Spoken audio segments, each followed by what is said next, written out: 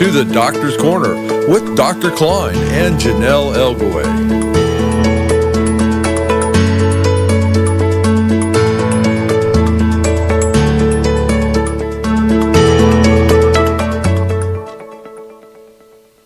And now, Dr. KLINE and JONELLE ELGAWAY on the Doctor's Corner.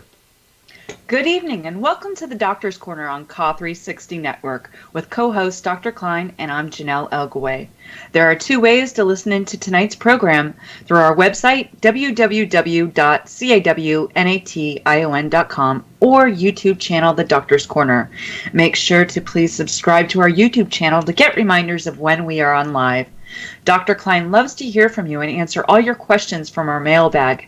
If you have future mailbag questions, please email them to Jonelle, JONELLE .ELGAWAY at CAW360.com.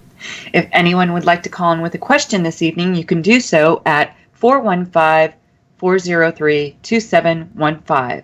Tonight, we will be taking call-ins to share one of many stories you have experienced since living through this opioid crisis.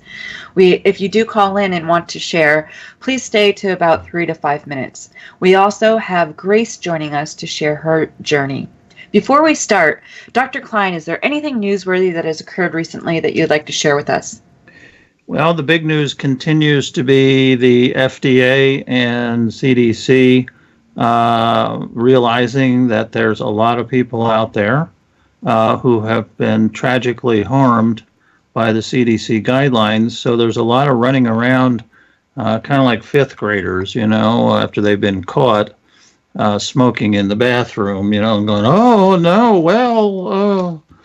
So there was an article published in the New England Journal of Medicine, which is our main medical journal. Things published in the New England Journal of Medicine get high priority because it has such great prestige. So the three authors of the CDC guidelines wrote an article kind of to straighten things out. And here's the title: Perspective, No Shortcuts to Safer Opioid Prescribing. Well, I've been doing this 40 years, and I still don't understand what safer opioid prescribing is. Matter of fact, I'm not sure if the term safer is really something different than we do every day as doctors. What do? We give people poisonous drugs and don't tell them? The idea of safer opioid prescribing to me means with these folks like the writers of the CDC guidelines, it means no opioid prescribing or less opioid prescribing. That'll be safe, because the overwhelming belief is if you expose the population to enough opiates, they'll all become addicted. And that is dead wrong. And it's been wrong for 100 years. I was looking at the Mayo Clinic website, and you know what it said? Almost anyone can become addicted. And now that goes into things that we've talked about before. What do you mean by addicted? What drugs? They're usually talking about heroin and dope fiends. But that's simply not true. If that were true, given all the medicines that we're accused of prescribing, half the population of the United States would be out shooting up. But the number of people who do have heroin addiction disease is still the same as it was in 1920. So when you read this article, No Shortcuts to Safer Opioid Prescribing, you see things like they want to include, and people should include in the new guidelines, when and how to reduce high-dose opiates in patients receiving them long-term. So there you get two things. If you're taking them long-term, you're at risk. And if they're high-dose, you're at risk. And they're still saying that in spite of the fact the real agency in charge of all this, the FDA, said long before these guidelines were published, using the information that was eventually in the guidelines, that that's not true. You can have as much problem with low-dose opioids as you can with high, said the FDA after reading the information presented by people to the CDC. Long-term? No. FDA said no, long-term is not associated with any problems. So here it is, right in the mea culpa, you know. Now, here's another one. Successful tapering of opiates likely to have a lower risk of overdose. What's the word? Likely. See how they get out of it? Likely. But there's no reference given to that. They just made it up. I'm sorry, they do have a reference. It's a reference to one of the doctors that worked with Eugene Krebs up in Minneapolis on the famous study that opiates don't work any better than Tylenol, when in fact Dr. Krebs used tramadol in the Tylenol group. It's true, tramadol's not technically an opioid, but it is a narcotic. So she dishonestly set up a study where the Tylenol people were given tramadol. I don't particularly like tramadol, but it is a narcotic and it does relieve pain. So they're quoting people that were involved with that study. Basically, my analysis of this 4-page paper is that it is, to use the terminology of one of the prop members, bunk.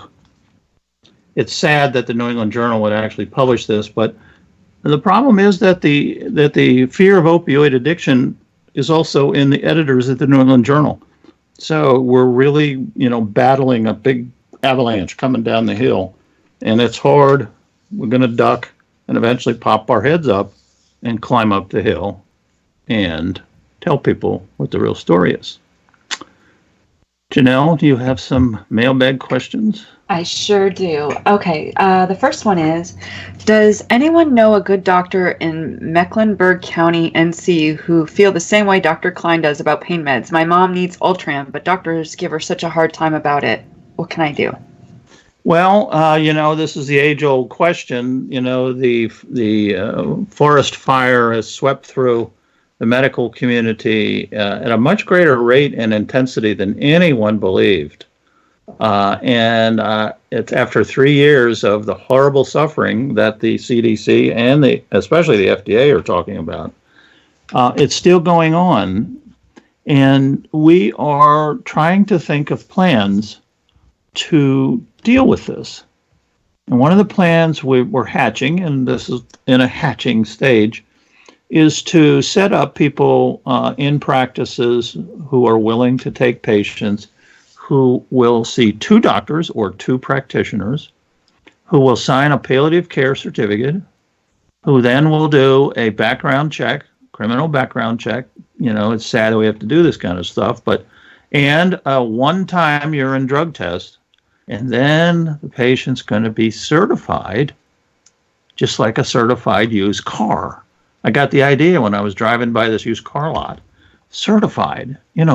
When you see a lot that says the cars are certified, what do you think? Well, they've been checked out. So I think that physicians, if they knew that a person was certified, had carries a palliative care certificate signed by 2 doctors, that we could set up rescue practices. Doctors could be taught how to bill extra money for the extra care through the chronic care management codes. And then we would set up pharmacists who would be rescue pharmacists, because that's what we have to do.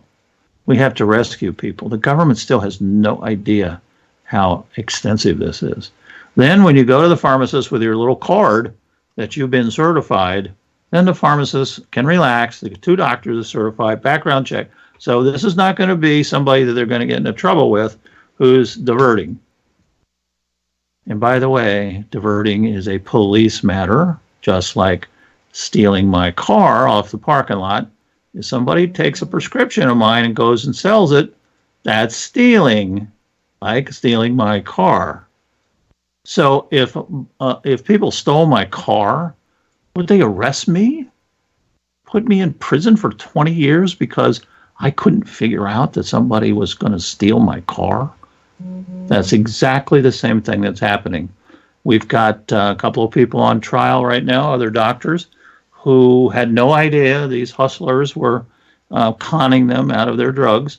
And what are con artists? Con artists know what they're doing. They're good at what they do. So how's a poor doctor who trusts people supposed to figure out that these folks are con artists? Well, if you can't figure it out, guess what? You can go to prison. And that's what the federal prosecutors are doing. They are putting doctors in prison because they didn't know that the person was a hustler. That's a lot different than somebody selling drugs out of the back of their car, or in Florida where they were just, you come in, give them $300 and they hand you bottles of pills. It's a lot different than that. But we have to address that, and we need help from everybody, because when a doctor stops practicing, what happens to all the patients? So we're hoping that this idea of certifying a patient will kind of help with that as well, because there's 2 doctors involved instead of 1. And you've got a pharmacist who's involved. So you kind of have a little team. A little harder to attack the team when they're encircled.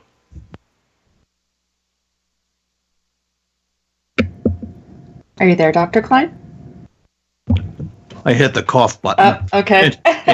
and you caught me.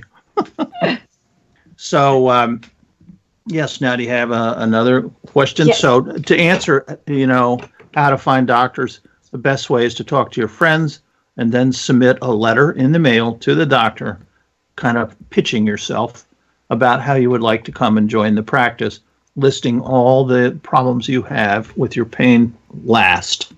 And just one disease for your pain. It doesn't impress doctors to have 25 diagnoses. That scares them off. So no, I don't know of any doctors down there. I don't know of very many doctors in the state. You might call the Board of Registration in Medicine and ask if they know of anyone. And that also alerts them that you're having a hard time. And the board here in North Carolina is pretty nice, and I think they realize what's going on. But their hands are tied. If doctors are just refusing, they can't make them. Okay. Another question. I'm really frightened my teenager is going to go out to parties or take pain meds after getting their wisdom teeth out. How do I make sure they don't become an addict? Well, the best way is to teach your kids and yourself that 4 people per 1,000, that's not very many, 1 in 250 people, will be carrying the gene for addiction. And if they do get a prescription from the dentist, or they take an oxy at a party, something different is going to happen to them that does not happen to other people, and they're going to become very euphoric, and they're going to go to the moon, and they're going to go on a magic carpet ride. That's not normal. Now, if everybody knows this ahead of time, this is a simple thing. It's like sex education. It's kind of basic. It's kind of like, if you have sex, you might get pregnant. I mean, if you have an unusual response to this drug, you may have addiction disease, and you need to check in with your doctor right away. But you see, nobody knows that. So it's like kids were having sex back in the 50s. They had no idea that they could actually get pregnant, because they thought, well, gee whiz, you can't, first time, that was the old rumor. First time you had sex, it was impossible to get pregnant. So we're kind of at that stage where this simple thing of knowing that when you take an opiate medication, it's supposed to make you relaxed and drowsy and relieve your pain if you're in pain, or at least relaxed and drowsy, especially the first time you take it. Not that you're wired, not that you are thinking that, you've just seen God, which some people have described it that way, that all of a sudden there's no cares in the world, you have all this self-confidence. So what kids need to do is they need to listen to what addicts have to say, people with addiction disease, about what it was like the first time they took it. Okay? And so watch out. You see, right now, if you got a party and say you got 15 teenagers and they're all taking drugs, which they will do, and they've been doing it since 100 years ago, the United States is the heaviest illicit drug user in the world. So they're going to go to parties and they're going to be exposed. So you might as well just get over it. And telling them not to is not going to work. And say, look, here's what happens to people when they get drunk and they lose their ability to drive a car. Here's what happens when people take oxys or other opiates, that you're going to feel drowsy and you got to be careful about driving. But if you don't feel drowsy and you feel really wonderful, then that's a danger signal. And I don't think that's real hard to teach, And I think that when people are worried about their teenagers, they need to have a talk with them about drugs from this standpoint, as much as they're going to sit down with them and tell them that, you actually can get pregnant when you have sex and you can pick up disease and all the other things that we do with sex education. So now we need to have opiate education. So I understand people being afraid, but remember, this is a side effect that needs to be dealt with, but it's rare. It's rare. 99.5% of the population is never going to opiate addict. And we're talking about opiate or heroin type addiction. 99.5% are going to be fine when they take pain medicines. Do not be afraid to take pain medicines because they're the only thing that works. If you don't want to take pain medicine, that's fine. But don't be afraid to take it. Because if you're 33 years old and you've never had an opiate your whole life, then you need to be cautious that in a very tiny percentage, you may be carrying the genes, and you'll know it instantly, because when you take the first one or two pills, you're feeling the opposite of drowsy. One addict I talked to said it took a few pills for him to start intensely seeking, which is our definition of opiate addiction. But he said he felt up. He felt wired. That's not the way you're supposed to feel. So anytime you take an opiate for the first time, you watch out. Now, if you take an opiate for the first time and you take a few more and you take a few more and nothing happens, you're going to be safe the rest of your life. So it's the same with the teenagers. I mean, as soon as they have an opiate from the doctor and you're watching for the weird response and they don't have it and they just feel drowsy, I'd say after 3 pills, you're okay. You're fine. But this is something all parents are afraid of. But, parents should be afraid of kids driving with 2 beers, driving an automobile. So it should be part of the overall introduction to teenagers to substances. Any other questions? You know what? There are a few more, but we already are getting several calls coming in. So let's go ahead and introduce tonight's guest. Grace, welcome to the Doctor's Corner. How are you doing this evening? Hi, thank you for the welcome, and I'm doing great. It's great to be here tonight. How is everyone? We're all just dandy. Great. So we asked Grace to come on the show. I did speak to her ahead of time, and I thought that she had a story worth telling. And I think that to understand the difficulties of fear of addiction, phobia, and forced tapering because of that fear, of what it's really like. So as doctors, we frequently, when we are taking a history from somebody, we say, you were in good health until. So we want to ask Grace what she was doing prior to the difficulties that started her pain cycle. So what kinds of things would you hold job? Were you a parent? Tell us more. Oh yes. I was a university student. I had already earned my CNA license, and I was going on to become a registered nurse, and I was also working as a physical therapy aide.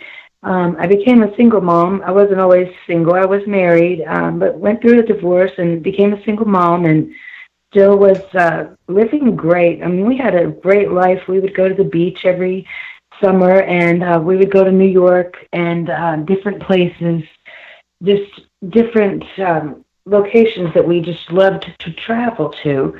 And I would do community volunteerism, a lot of different things within the community and with the youth of the community. And I just felt like I wanted to make sure that somehow, some way, I impacted someone's life in a positive manner.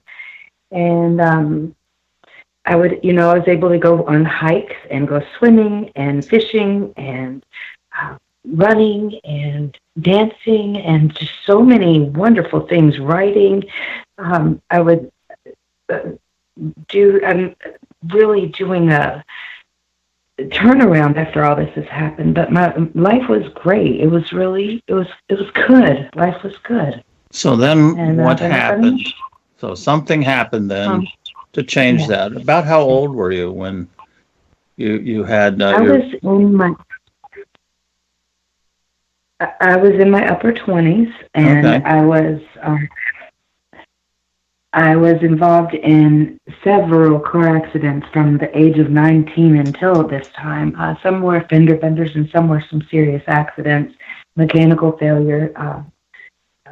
Sobriety was always a thing. There was every time the driver was sober, whether it was one of my friends or whether it was myself. But however, one time the other driver wasn't sober. We got hit by a drunk driver and T-boned, and my brain shifted down into my spinal cord, into my neck. It smashed off the fluid from flowing into my brain, into my spinal cord, and I was airlifted and had to go and have emergency brain surgery. And then after that, my back started giving me problems, and we went in through the whole imaging processes and things like that, and found out a couple of other things that were going on with my spine. And so then you needed some surgery, is that correct? On your spine? Yes, they wanted to. Yes. So I agreed to this 7-hour surgery that they would remove a rib and they could rebuild 2 of the vertebrae that were collapsed, and they could fix this and put some screws and titanium cages, like a cage of titanium screws and rods, pins, and hopefully fix this problem because it was compressed and also had compression fractures. Did the surgery fix the problem? Actually, no. I seem to have a failed back surgery issue now. Okay. That's a common problem that we see, but go ahead. So after surgery, then pain started to set in? Yes, in my shoulder and my neck. And was the pain treated? Eventually it was treated. They found that I had torn ligaments in my ankles and a couple in my shoulder, and so they started with and then I had some spinal stenosis in my low back, along with some discs which had protruded, and then they eventually leaked out the fluid. We found an annular tear in one of the discs, and so yes, it was treated with shots. I was told that in order to receive any type of pain relievers, that I would have to consent to these epidural steroid injections. And they explained to me, that it would be just a simple procedure, very mild pain, if any discomfort at all, that it would just be an in and out thing. I wouldn't have to go to sleep or anything like that. They just numb the area, do the shots, and you go home. And so I thought, well, good. And they said the success rate for that was quite high. And I went with that story, and I couldn't walk for 4 days afterwards. There was a slight little problem during the administration of the medication. I had a little muscle that had a nerve that must have jumped, and I heard the doctor shout at me, "I told you to stay still." And I did stay still. It was just a physical thing, a physiological thing. And so that area it really felt like he took a nail and just took a hammer and just went right in the middle of my spinal cord. Yeah, we hear a And lot of like I said, that after these steroid really, injections. So the steroid injection didn't work. And so after all this, you were treated with some pain medicine, if I recall, and you were able to yes, kind of get your life back together. Wasn't as good as what you described that you had, right. up until the problem.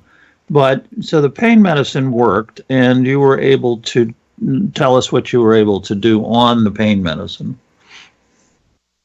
Oh, I mean, just I was able to go back to doing things that some people consider to be normal things or average things or even just things that don't matter, but things like washing dishes and washing clothes and being able to sit and type or to read or to spend time with family, to go to places of worship, to just to do things in the community that I could not do because of the pain. It is too severe to be able to function. It really overcomes your entire being when the pain is 24/7 and it causes pain insomnia. It's Yeah. just too And it did too work. painful. Yeah, so the medicines did work. Yes, yes, And yes. It was then, incredible. okay, Hmm. so you didn't turn into a dope fiend, and you didn't Oh obviously die no, of I an never. overdose. So Right, what I happened never next? felt. So were you Well, able to continue with the pain medicines? yes, I was able to, for a few months after the surgery, I was able to go to my doctor and, do you want the medications specifically? I could name them if you wanted me to. Well, If not, that's okay. let's list what happened when I understand that you Okay. were abruptly taken off. Yes, yes. But I was on the medication that I was on. There were a couple of them that they said would help with pain from nerve damage and fibromyalgia, migraines, interstitial cystitis, then muscle relaxers and things like that. But they were helping, and I was able to do work and actually sit up or stand up for longer than 5 minutes without pain, doing things like that. And then, yes, like you said, I was abruptly taken from these medications that actually I thought were helping me regain my life. And why And was they this were, done? but Yeah, why was this done? because I followed my doctor's orders. What do you mean? My doctor, when I went to see her, I had severe pain in the right side of my spine and very strong pain in the left side of my spine. And I went and she said, "Oh my God." She said, I asked her, I said, "Can you feel that?" When she was manipulating, I said, "Can you feel it?" She said, "I can see it with my own eyes." She says, "You need to go to the ER now." And I thought, oh no, here we go. I've already spent 115 days in the hospital. Here we go. And so I went to the hospital, just like she said. I went to the one that she recommended. And I was there for 17 hours. They saw me. They went ahead and admitted me, but they never gave me my home medication. And of course, I didn't think to bring it with me, which is a huge thing. Any chronic pain patient must bring their medication with them in case something like this happens. Because for 17 hours, I was supposed to take a dose every 4 hours. Well, for 17 hours, I had nothing, not Tylenol, nothing. And so I was in excruciating pain after just being there for that long. Dr. And all Klein, I did was ask. Dr. Klein, are you That's allowed to okay. take your medications at the hospital? You can take them in, and at least it proves to them what you're taking. Then they will confiscate them and give them to you when you Right. leave. They won't Okay. let you To give take them them, back. but very important to prove to them these are real prescriptions, and this is what you're taking at home. So yes, that's very good advice. Okay. So you didn't have them, Grace, and so then they didn't bother to ask. They just had you go through withdrawal. And remember, the pain patients, when they go through withdrawal, they're like people with addiction disease. The withdrawal is the same, but addiction disease people don't have pain. So it's like Right. going through addiction disease and being tortured at Guantanamo with the sudden onset of this awful pain. So what happened then? So you're 17 hours in there, you're in agony, and they're ignoring you. Yes, and I asked them, I said, could I please, if I can't have my home medications, I said, I'm sorry I didn't bring them with me. It was an emergency. The doctor told me to get here. I just wasn't thinking. I said, could I please at least have some Tylenol, an ice pack, and a pillow? And I won't ask for anything else. Just please, that could help, because I wanted to elevate my knees to try to just take some of the pressure off of that lower back issue. And that was considered seeking narcotics. And before I even made it home, my son wheeled me out. He was a witness to all of this, and he actually recorded some of this. But he wheeled me out of there, and before I could even make it home, I already had a missed call. And a few days later, I had a certified letter in the mail saying that I was no longer going to be seen by my doctor at all for the reason of drug-seeking behavior. And I was not given a chance to explain anything. I was just simply stopped. And she said within 30 days of this letter, well, the letter was dated for 2 weeks prior, so I actually had 2 weeks to find a doctor. And we're talking about 240 milligrams of oxycodone, 60 milligrams of Cymbalta, 450 milligrams of Lyrica, 150 microgram Duragesic patch, different types of muscle relaxants, Ambien to help sleep, Elavil for fibro pain, and all of that, including, I don't know if I mentioned Celexa, that was supposed to be to help with pain. That was all discontinued at one time, which took a 28 days of, excuse my lack of better terms, but hell, pure hell, to go through that, laying in the bathtub for 7 hours straight. And I'm sorry to be so graphic, but my teenage sons would have to respond to a tap on the side of the bathtub because I was so weak. That's all I could do to get them to come in there. And they would turn their head and they would give me this vitamin water, and I could barely sip it, and I didn't have the strength to lift my head to throw up in a bucket. I threw up in this bathtub water. And it was so disgusting, and it was horrifying for my kids to see that. They saw me crawl to the bathroom, and they saw me not be able to make it to the bathroom. And I got to the point that I thought that it would be better, although I am such an outgoing, vibrant, loving, life-loving person, I thought that if I eliminated myself from the entire scenario, that those boys would not suffer the pain of seeing me suffer. However, I knew I wasn't thinking clearly because of the pain. It was so distracting, and daily and nightly that affects people. And I finally thank God, I found a doctor who would listen, a doctor who cared and understood, did not judge me, did not call me a junkie and treat me like I was just some person seeking narcotics. I was seeking my quality of life to return. I wanted my boys to see that true smile, not the fake smile with the empty eyes. I wanted them to see the light back in my eyes, and guess what? I have that back now. I'm able to walk my service animals. I'm able to walk a mile now. I can go to community events. I'm able to write now. I am creating organic bath and body and home wellness products. And although I may be labeled as disabled, I have chosen to focus on my actual abilities, not my disabilities, and my increased quality of life. I have been able to have regained because of my health care and because of my pain. And I know I had that. I truly, honestly, the way things were going, I really don't know that my body could have handled much more of that pain. Well, the things that you were taken off of, the list that I just heard, each one of them can cause a very nasty withdrawal. People trying to get off Cymbalta, there was a big article in the New Yorker. Some people, it takes more than a year to come off Cymbalta without horrible symptoms. We've had patients tell us on the air about how awful it is. That's just Cymbalta. So also you were taken off your pain meds, which of course you have a terrible withdrawal, anticonvulsants, Lyrica, the terrible withdrawal there. You can have seizures. And this is the worst case I have ever heard.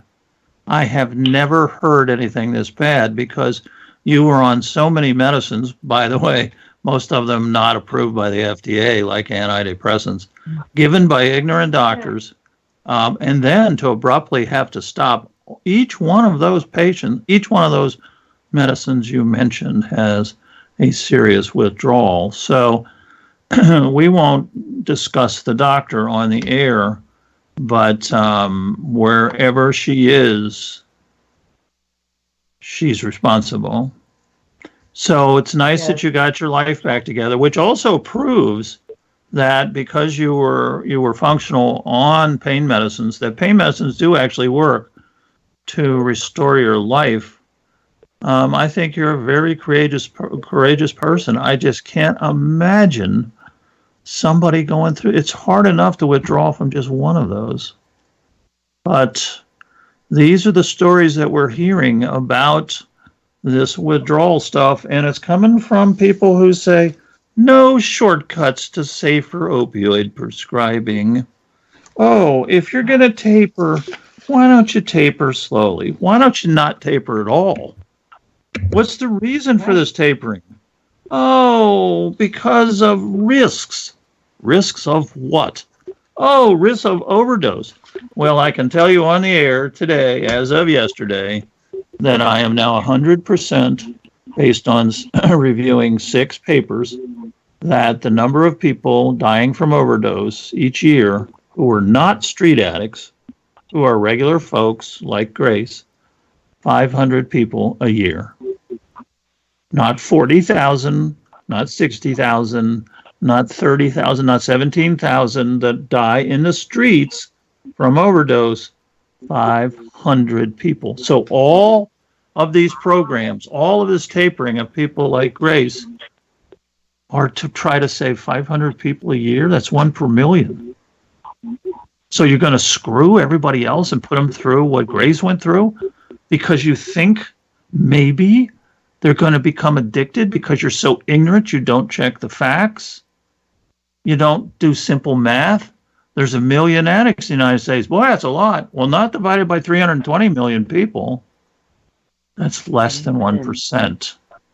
So we're screwing 99% of the population, like Grace, out of sheer, unadulterated ignorance. Dr. Kline, we have some calls. Do you mind if we take a few of them? Mm-hmm. Okay. Caller from area code 716. Welcome to the Doctor's Corner. What's your question or comment? Hello. Hello. Hi. I was wondering, I had asked a question about the issue with benzos and opiates. For those of us with 2 different diseases, we're getting pretty slammed hard with the new CDC guidelines.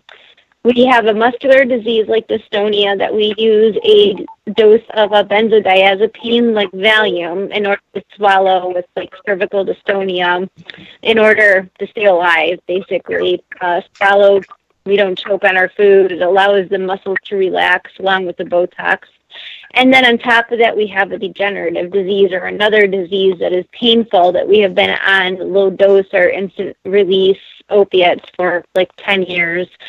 Right now, our area and where I live is getting really hit hard with the opiate crisis hitting the pain patients, and they're just taking us off of everything. They're just withdrawing everybody off of everything.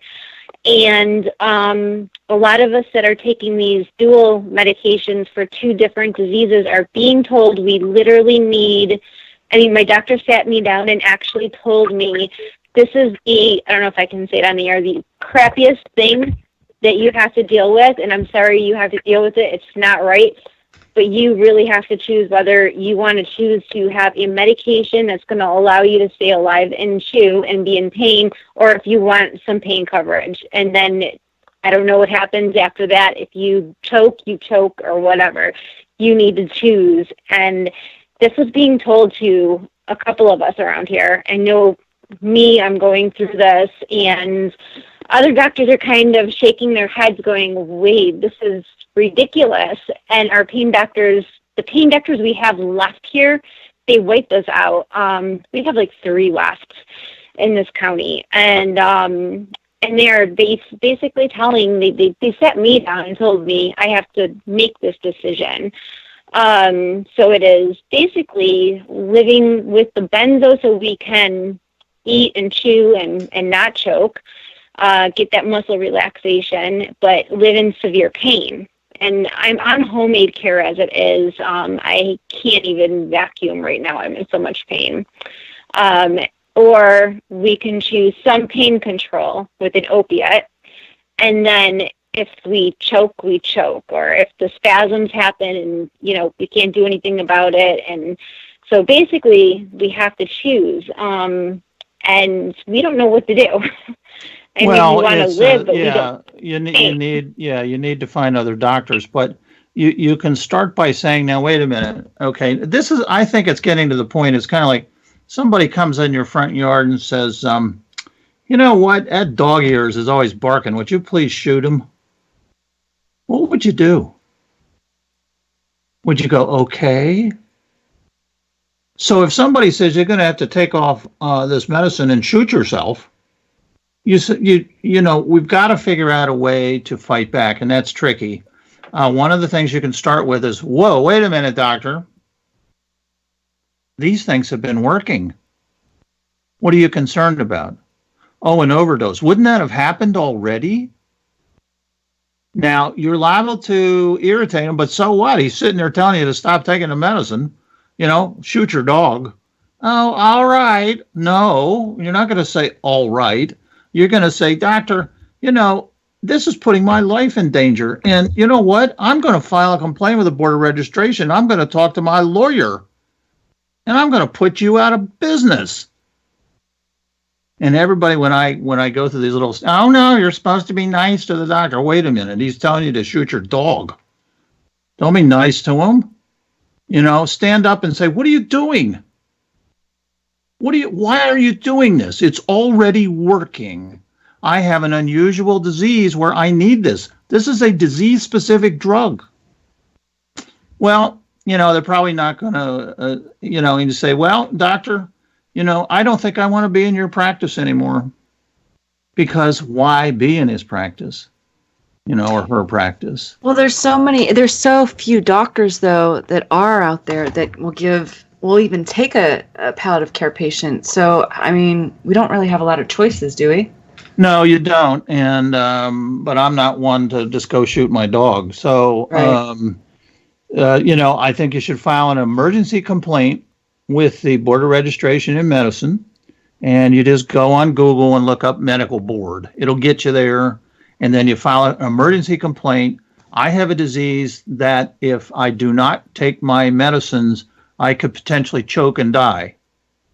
The concern is that these 2 drugs together will cause an overdose. Well, they only cause an overdose if you're getting drowsy from the 2 drugs together. The FDA black box, if anybody reads them, is that these drugs can cause increased sedation. If you have drug A that causes sedation, drug B that causes sedation, take them together, you're going to get more sedation. So the FDA says, be careful.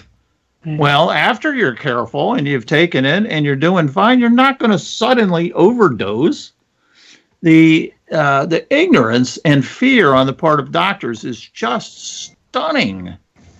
Well, that's what surprises me, though, too, because a lot of these patients have been going to these doctors for years, been taking their medications the way they're supposed to, and they're being taken off anyway. Screwed. Right. Screwed is the word, because especially in what you're telling us, you've got a dystonia where this is actually the drug of choice, is the therapeutic drug.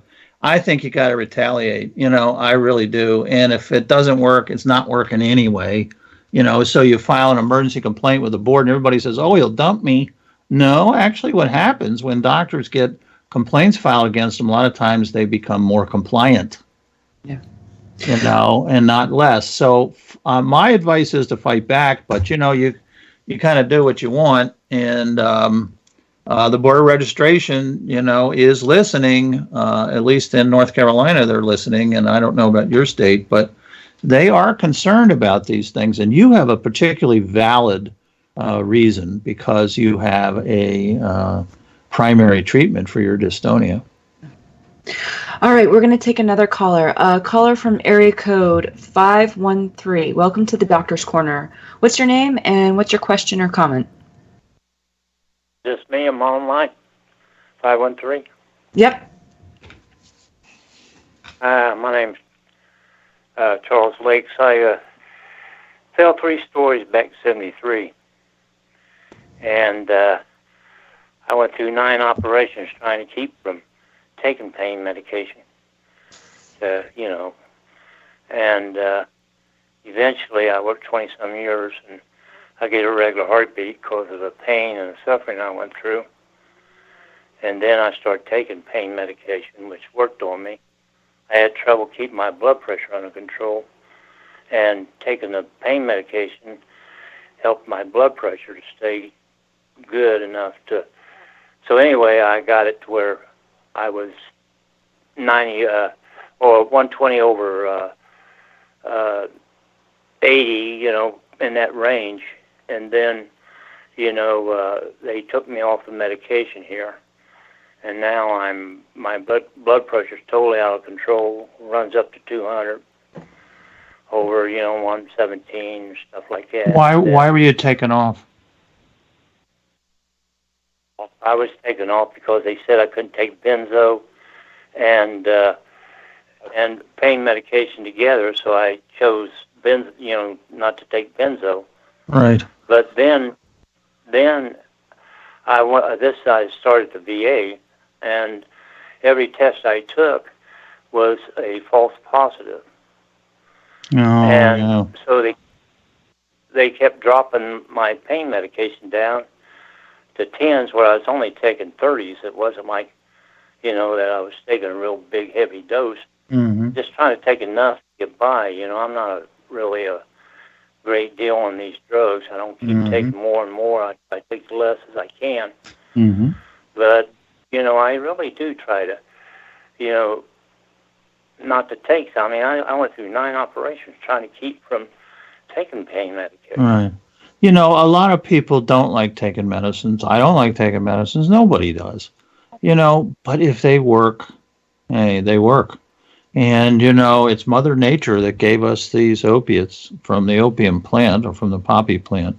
So these are not even like traditional manufactured drugs. They're altered a little bit, but they really do work. And you know what? Diabetics hate taking their insulin every day, so don't feel bad about that. But this thing about benzos and pain medicines, it's true in the addiction community, because remember the CDC guidelines are based on data from the addiction community. And I've talked to some addicts, and they take tons of benzos. So if they die, and there's benzos and there's heroin, they say, uh-oh, they died of the combination of the two. But you know what? It's usually always multiple drugs, not just even 2. So they're basing their advice for people like you, Charles, is it? Basing their advice for people like you and like Grace that we heard from on the addiction community, which is completely backward. I mean, that's like saying, we're going to control diseases in goats, and so we're going to apply that information to cats.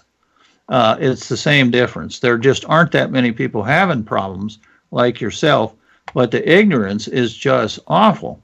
I have the study. It was done here in North Carolina, where under a CDC contract, the author said, there was 10 times more people dying from a combination of opiates and pain medicine. And you know how many people it was? 20. And then he writes later, he himself writes later in the article, this could be maybe that people on pain medicines and benzodiazepines together were sicker. And maybe they died from something else. Well, as a result of his CDC contract, he had a little CDC grant. After he published that, he got an enormous CDC grant at the University of North Carolina. So that's how it got started. It got started with wrong information from the addiction community, and then this study out of North Carolina, which, by the way, also showed that the number of people overdosing was minuscule in the state of North Carolina over many years. It's practically unheard of but yet the doctors sit there and they think they're doing the right thing, and you just have to challenge them because they're going to do it anyway. You have to say, no, wait a minute. I've been on these already, and I'm not having a problem with sedation, and so therefore I'm not going to die. And you know what, doctor? I prefer to take the risk myself. If I was taking some horrible drug for my cancer or for my arthritis that has all these terrible side effects, it would be up to me as the patient to decide. Why are you deciding, doctor, for me? Why is it that I cannot assume those risks myself? We have more calls, Dr. Kline. Okay. Okay. Caller from area code 336. Welcome to the Doctor's Corner. What's your name and what's your question? Hi, my name is Lelena Peacock. Hi, Lelena. And I have a story, actually. I don't have a question, but I have a story about being fired from a pain clinic. Go ahead. If you want to hear it. But I wanted to start with a quote that is so perfect. I'm going to quote my husband tonight in reference to people being drug seekers because I think it applies. He just said this listening to your show. And he says this a real problem labeling a pain patient a drug seeker. He says, telling a chronic pain patient they're drug seeking is like telling a man on fire he's a water seeker. I like that. That was absolutely. Do you? I love it. I put it out in a tweet, and I want to give him credit because it's perfect, and I feel like we really are on fire.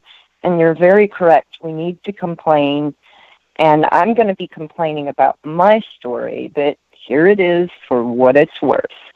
Late in March, I was going to my regular follow-up appointment with my pain doctor, and he's at a pain clinic where they test you monthly.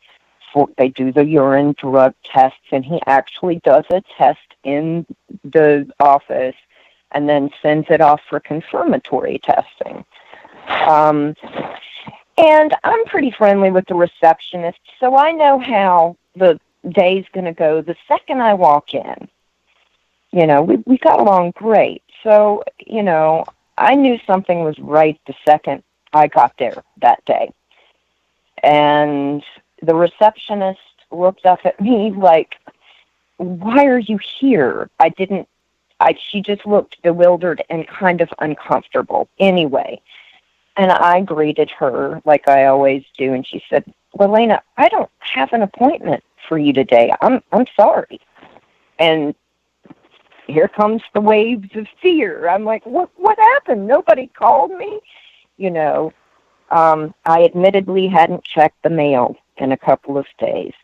So I look at her and I say, really? What? And I'm fumbling for my appointment card because I have it. I double and triple check the time I'm supposed to be there. And she said, no, I don't. And, the receptionist I call, the policy enforcer piped up and said, pretty angrily, Lelena, I sent you a letter a week ago. And I immediately knew, okay, well, I'm out. Obviously, I'm out. Something must have happened with the drug test. I can't think of it. I'm bewildered. So anyway, I looked at the nice receptionist who's at the window, and I said, please let me, can I talk to Rachel, my nurse, because she knows me. I just want to know why. I won't make a scene. I'm very polite, and I try to be very pleasant. So what did your drug test show? It showed that I had she took me back there, and sure enough, she pulled it up, and it said that there was heroin, a metabolite for heroin in my urine. So that was it. And They 3 didn't talk to nanograms. And you. once you say that it was, They just took the lab test and kicked you out of the clinic. they never called me. What they decided to do was send me a letter with one sentence on it that said, we're sorry, we can no longer treat you as a patient because of problems with your UDS test, your urine drug. And were you expected it. to just go on with no medicine? Too bad. See you later. Absolutely. It was refill day, and I had actually probably 4 or 5 ER tablets left. I was taking MS Contin, extended release morphine, and then I was taking breakthrough Vicodin. I had 2 or 3 of those, so thank God for those few pills, you know. Oh, Lord. But, yeah. You know, back in the days when they were talking about the death squads, my God, this sounds like death squads. You know, a person can die withdrawing from this stuff.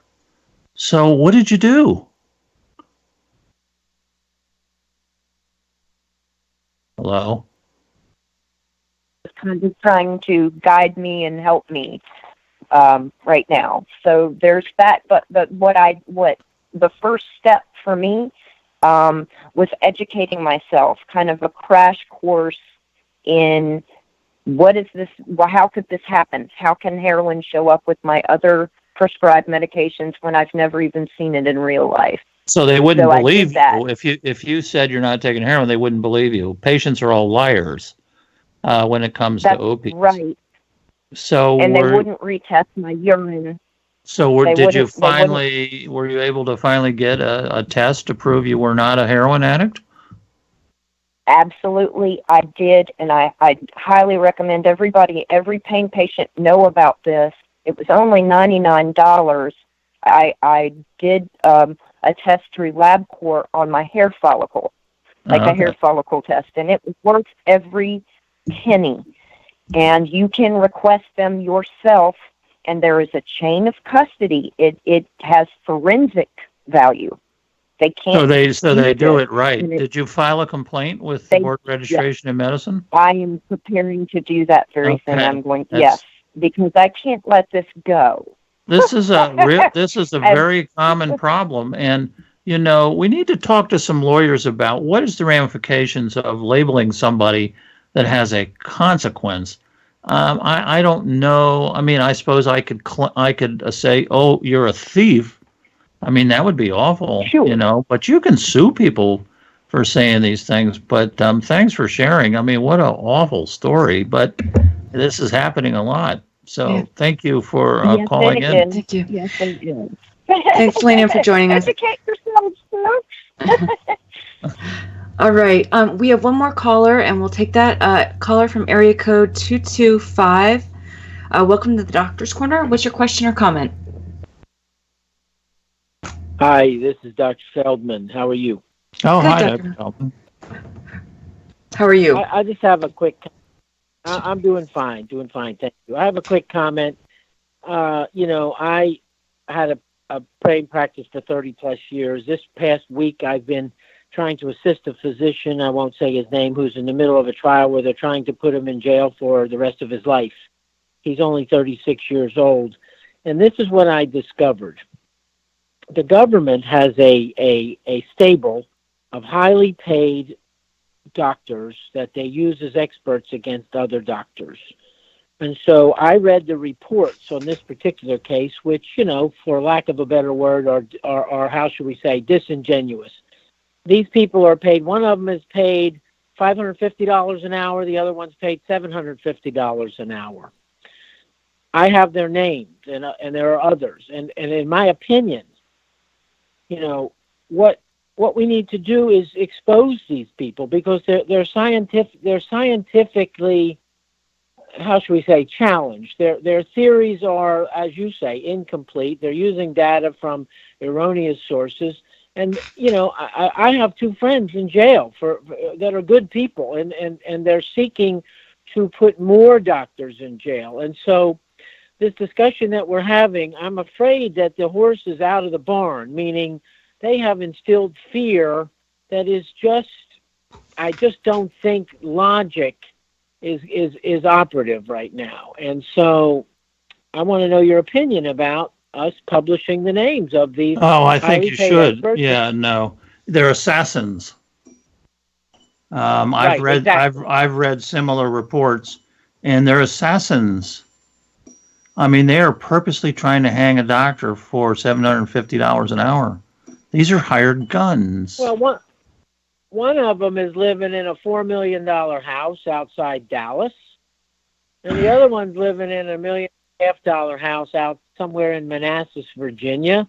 And, you know, I just looked that up on Zillow. But my point is this: I'm not a jealous person. I want people to succeed in life, but not at the expense of others. Well, they're being Never been my assassins, and I philosophy. think they should be exposed. And since these reports are part of the public record, I think we need to get some journalists to help us out. We need to get legislators to help us out.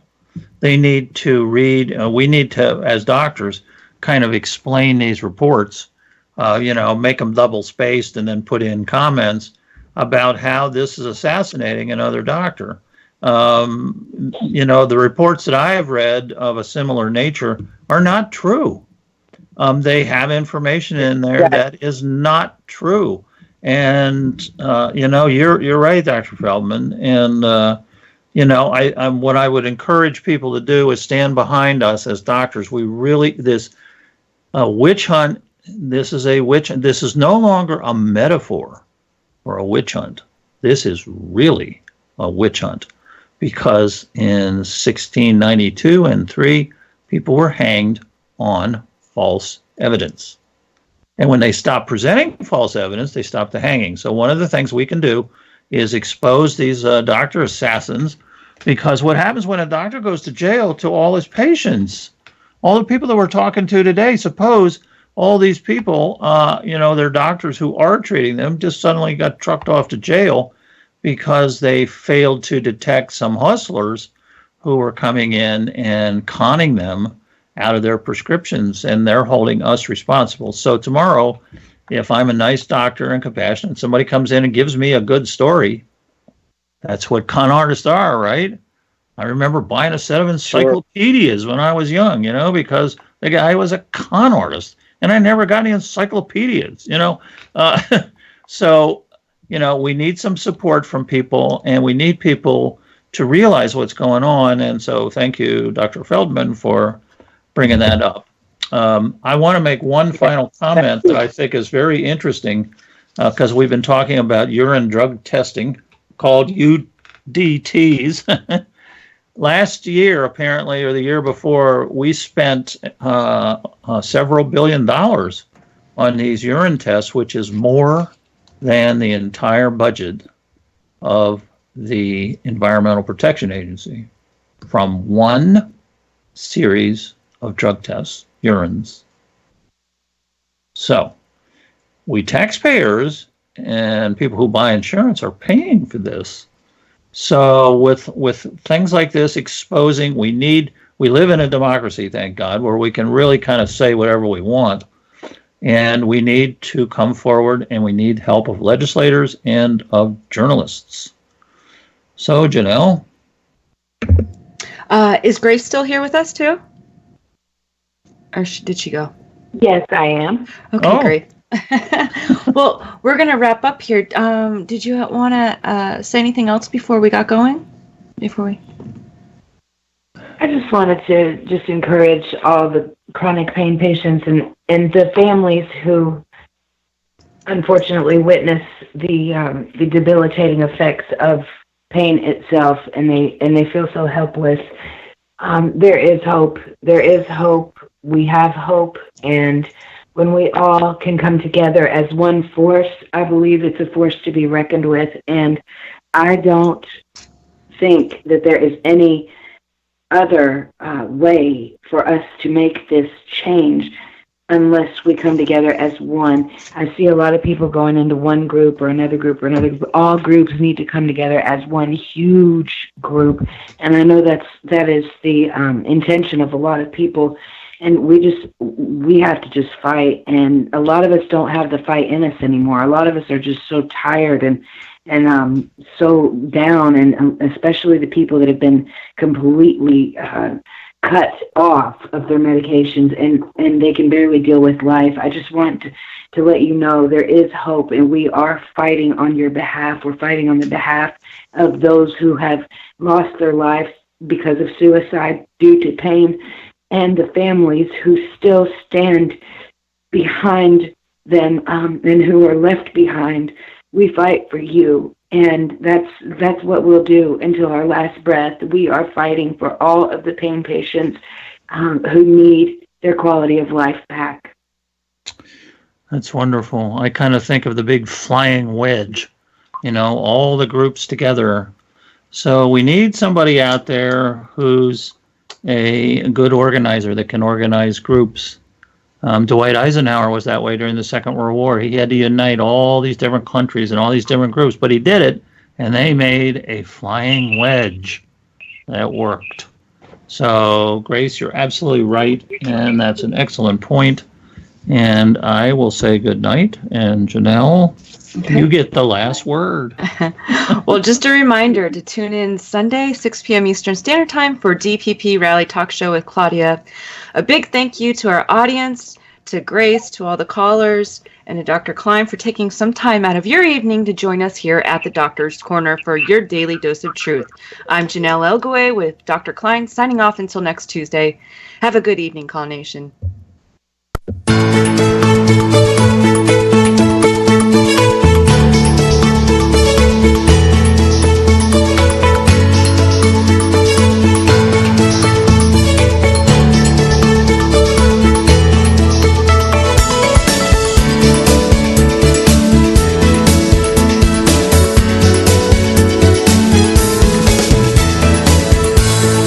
This has been The Doctor's Corner with Dr. KLINE and Jonelle Elgaway. Copyright 2018.